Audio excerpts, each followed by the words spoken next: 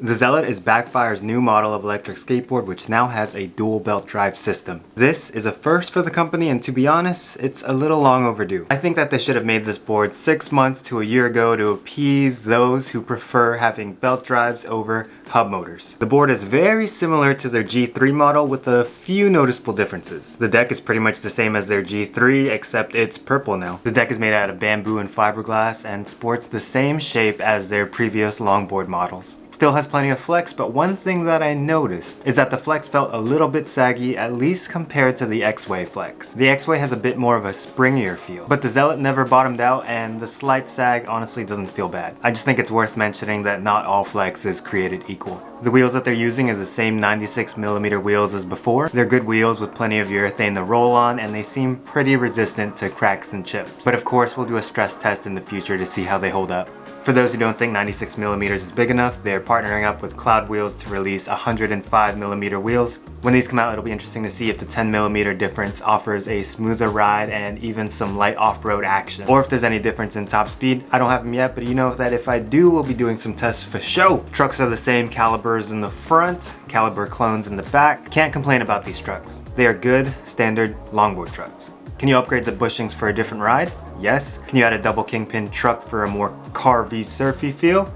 Yes. But in my opinion, the standard trucks are fine. If you can't carve on standard reverse kingpin longboard trucks, that's on you, buddy. The biggest change to the board is the dual belt drive system. The two motors are rated at 750 watts each, and with the belt drive it offers more torque and better hill climbing ability. I don't really live in a hilly area, so your mileage will vary when it comes to hill climbing, but it seems to hold up pretty good. The biggest plus side for belt drives is the fact that you're using a real wheel in the front and a real wheel in the back, instead of just a sleeve of urethane covering the motors. Rolling on a real wheel just feels nicer, especially on bumpy sidewalks or on rough roads. That much more urethane makes a small, albeit noticeable, difference. With this setup, they claim a top speed of 28.5 miles per hour, but we are definitely going to be putting that to the test. Another big difference with the Zealot is that they're using a much bigger battery. It's rated at 311 watt hours, which is more than the 260 watt hours from the G3, but a little less than the G3 Plus at 346 watt hours. With this new battery, they claim a range of somewhere between 17.5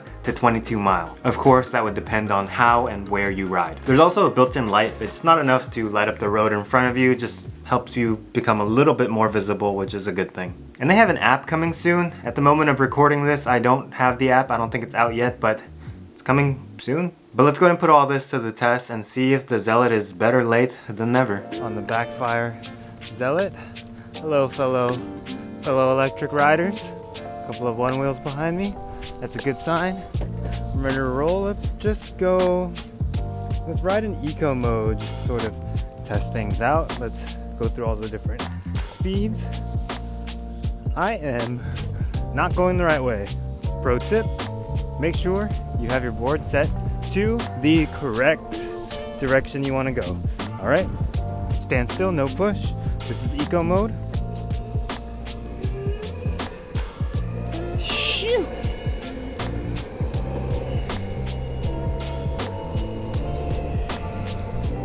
Hey.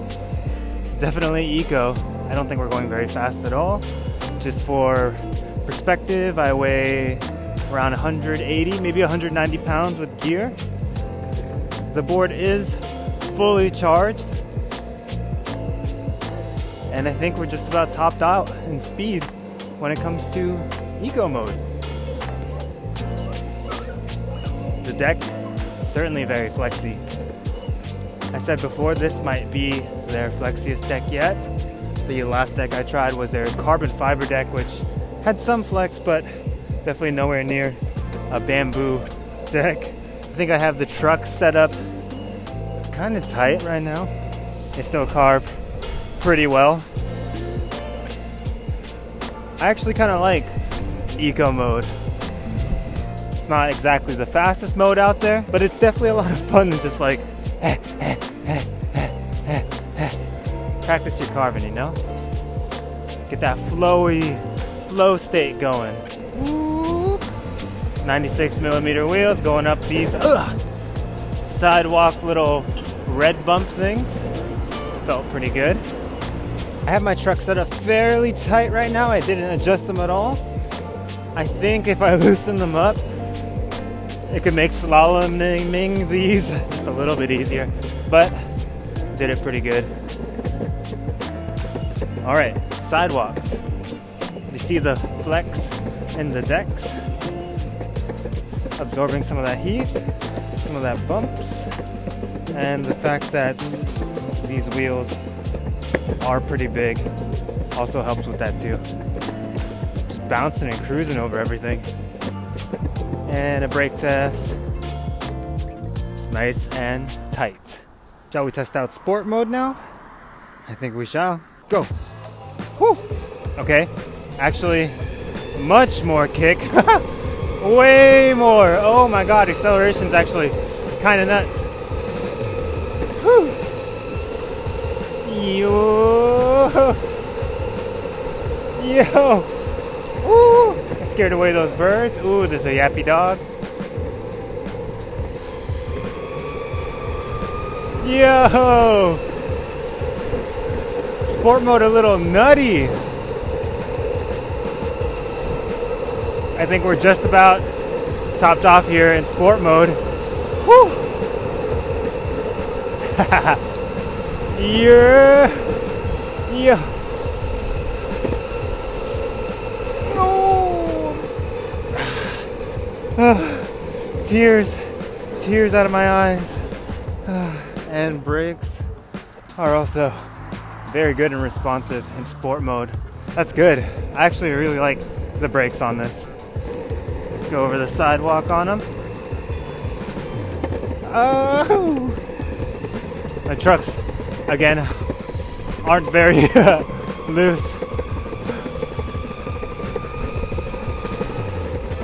Phew! Handling the little cracks just fine. I think I'm ready for a turbo mode speed test. Still have full bars on the board. I'm a little scared, not gonna lie. We went 25.9 miles per hour in sport. That's plenty fast on a piece of wood, but gotta do it. Turbo mode speed test right now. Ooh.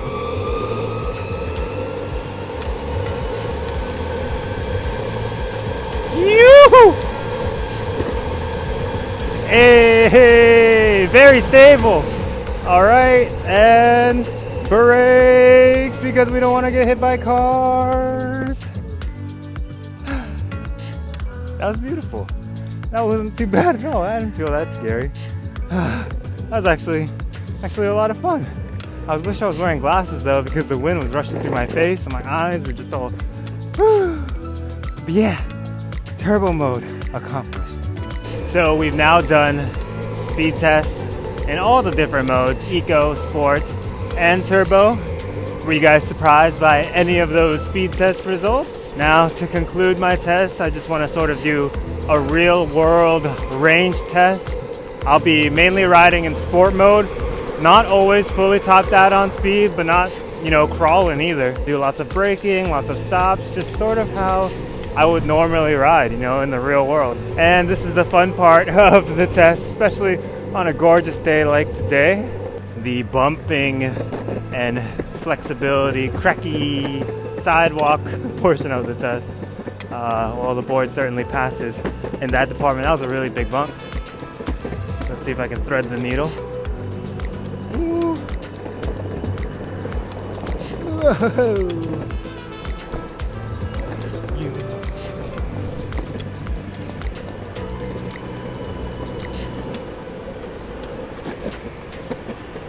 Oh, that thing's fun. This little bank, it's like surfing. It's like rush hour right after work, and this traffic is not bad. Not bad at all. You guys hear how the board sounds? It's actually not that loud. It was way louder when it was in my apartment when I unboxed it. But out in person, it doesn't seem as loud to me. Oh yeah, this road is smooth and beautiful. Woo.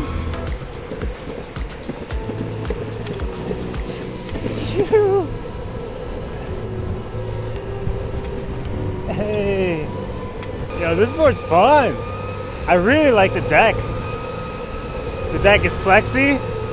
It's kind of mellow. I wouldn't call the concave aggressive like how they listed on their website, but it does lock you in. The shape that they have is tried and true, and it works well. If it works, why not keep it? Or what is it saying? If it ain't broke, don't fix it. Definitely one of the more fun ways to cruise around downtown. That's for sure. This would be a lot more intimidating if the whole global situation wasn't happening. Streets are a lot less empty right now, which for me, I kind of dig. Still stopping at all the red lights. But that kind of gives you like a real world use test. You're gonna be stopping a lot, you're gonna be starting a lot. So it's kind of nice. Some roads you run into are rough, some are smooth. Can't really trust specs from manufacturers unless you test it out yourself. Oh, that bump was gigantic. Oh, so was that one. Woo. We zooming, boys. Oh God, there's a lot of rocks here. Yo, this road right now is absolutely beautiful. Woo.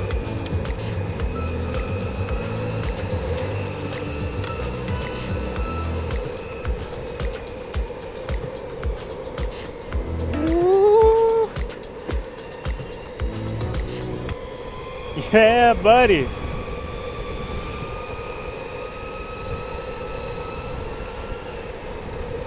Keep in mind that this is only my first ride, so these are only my first impressions of the board. That being said, I think it's really good. As I said before, it's not too different from their other models, and Backfire has made really good boards in the past. And with the Zealot, they've only made improvements. It is the fastest Backfire board I've ridden. I hit a top speed of 29.5 miles per hour, which beats the G3 Plus by 0.5 miles, so they're pretty much tied for top speed, but it did edge it out just a little bit. The best part is the fact that it maintains excellent range. I got exactly 19.0 miles of usable range out of this board, and that's with real world riding, stopping, going fast, going slow, just average everyday riding, and I got that much range out of it. And the sag was very minimal too, as I was still able to go 20 plus miles per hour even with the last bar of battery. Am I impressed with the Zealot? Yes and no. Don't get me wrong, it's a fantastic board. It hits, even exceeds their specs that they claim. It just feels like it's coming a little late to the game. But hey, I guess better late than never. Because compared to the competition, the X-Way Flex, the WowGo 3X, and the Onboard W2, which are very similar longboards with dual belt drive systems, the Zealot is faster than all of them, has more range than two of them, only coming short 1 mile of Onboard's 20-mile range. Zealot got 19, so pretty close. But I think most importantly, the one thing to consider is that, at least here in the US, Backfire has 2 customer service locations. They have one in LA, one in Richmond, which is like 100 miles away from me, which is very nice to know. They also have one in Germany and also one in Shanghai, China. Having a customer service location next to you is nice because if and when this board breaks down, you know that you don't have to ship it or send it super far away. If you're in the market for a dual belt drive board in the flexi longboard form factor, I definitely think that the Zealot is one to watch, especially if range and speed is important to you. Backfire yet again has made a solid board with solid specs, but I want to know what you think of it. Let me know in the comment section down below. As always, if you enjoyed this video, smash the like button, it really helps. And if you want to support this channel as a patron, you can do so in the comment section down below, where you can also find my social media links. Subscribe if you haven't, because we're going to be doing more tests featuring this board in future uploads. But until next time guys, stay stoked, stay healthy, I'm out, peace. Whoever's saying that resistance is greater is honestly being a big wuss.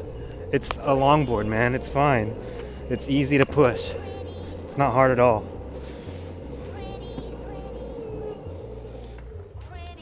Some people in this e-skate world are big babies. Just push the board. It's just because it's built doesn't mean it's that hard.